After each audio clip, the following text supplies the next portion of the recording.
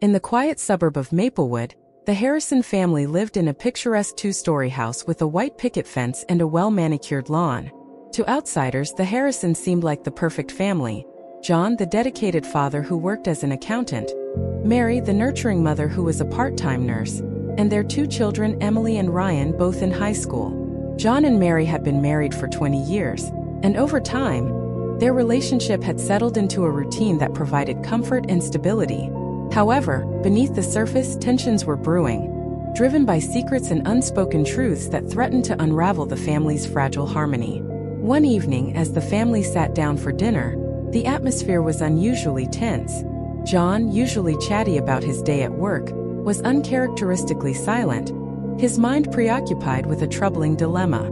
Emily, a senior in high school, noticed her father's distraction and exchanged a worried glance with her younger brother, Ryan. "Dad, are you okay?" Emily asked, her voice filled with concern. John forced a smile and nodded. "Just a rough day at work, sweetheart. Nothing to worry about." Mary, sensing something was off, tried to change the subject. "Emily, have you decided on which college you want to attend?" Emily hesitated, then replied, "I'm leaning towards State University. They have a great program for environmental science." "That's wonderful," Mary said, though her mind was elsewhere. She couldn't shake the feeling that John was hiding something from her. After dinner, John retreated to his study, claiming he had work to do. Mary followed him, closing the door behind her. "John, what's going on? You've been distant for weeks. Is something wrong at work?" John sighed heavily, running a hand through his graying hair. "It's not work, Mary. I've been keeping something from you, and it's time you know." Mary's heart pounded in her chest. "What is it, John?" John took a deep breath. "A few months ago, I reconnected with an old friend from college. We had an affair, Mary. It was a mistake and I ended it, but she's pregnant. She wants me to be involved in the child's life." Mary felt like the ground had shifted beneath her. "You had an affair? John, how could you? We've been together for 20 years. "I know, and I regret it every day," John said, his voice breaking. "I didn't want to hurt you or the kids, but I can't ignore the fact that there's a child involved now." Mary's mind raced, torn between anger, betrayal, and the need to protect her family. "What do you expect me to do, John? How can we move past this?" John looked at her with pleading eyes. "I don't know, Mary. I'm willing to do whatever it takes to make things right. I'll go to counseling, I'll leave if you want me to. But I need to be honest with you and figure out how to move forward." Mary left the study, needing time to process everything. She couldn't look at John without feeling a surge of hurt and anger. Over the next few days, the tension in the house grew palpable. Emily and Ryan noticed the strain between their parents and began to worry. One afternoon, Emily found her mother in the kitchen, tears streaming down her face. "Mom, what's wrong?" she asked, her voice trembling. Mary wiped her eyes and took a deep breath. "Your father and I are going through something right now, but we're trying to work it out. Just know that we both love you and Ryan very much." Emily's eyes filled with tears. "Is it because of us? Did we do something wrong?" "No, sweetheart," Mary said, pulling Emily into a hug. "This isn't your fault. It's between your father and me. We're trying to figure things out." Meanwhile, John struggled with guilt and the fear of losing his family.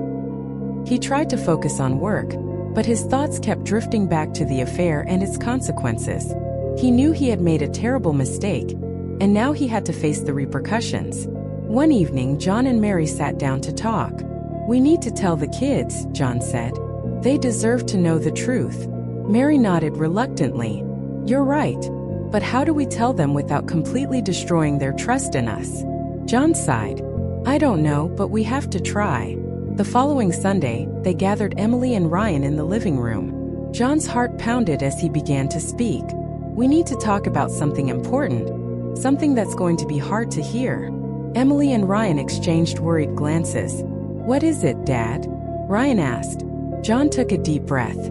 "A few months ago, I made a mistake. I had an affair with someone from my past, and she's now pregnant. I know this is a lot to take in, and I'm so sorry for the pain I've caused. Your mother and I are trying to figure out how to move forward, but we wanted to be honest with you." Emily's face paled and tears welled up in her eyes. "How could you do this, Dad? How could you betray Mom like that? Ryan looked stunned, struggling to process the information. What does this mean for us? Are you going to leave? John shook his head. No, I don't want to leave. I want to stay and make things right, if that's even possible. But I also need to be involved in the child's life.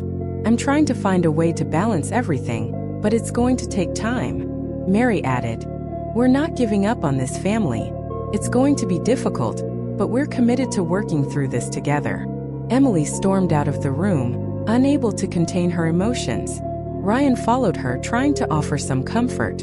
John and Mary sat in silence, the weight of the situation pressing down on them.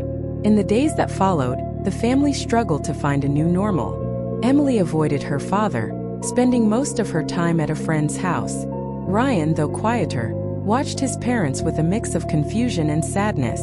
Mary and John decided to seek counseling, hoping to repair their fractured relationship.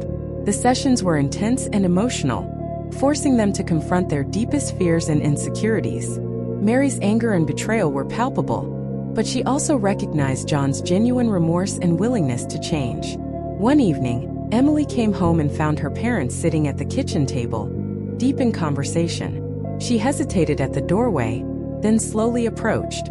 "Can we talk?" she asked quietly. John and Mary looked up, surprised but relieved. "Of course, Emily," Mary said, gesturing for her to sit down. Emily took a deep breath. "I'm still really angry, and I don't know if I can ever forgive you, Dad.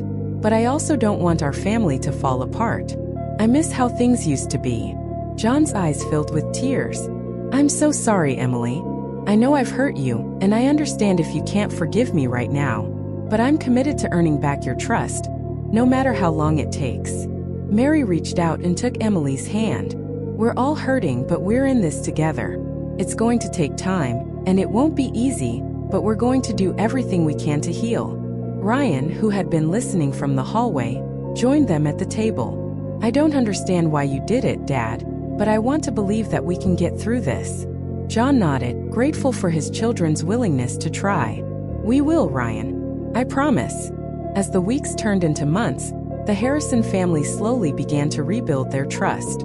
John made a conscious effort to be more present and open, attending every counseling session and communicating more honestly with Mary and the kids.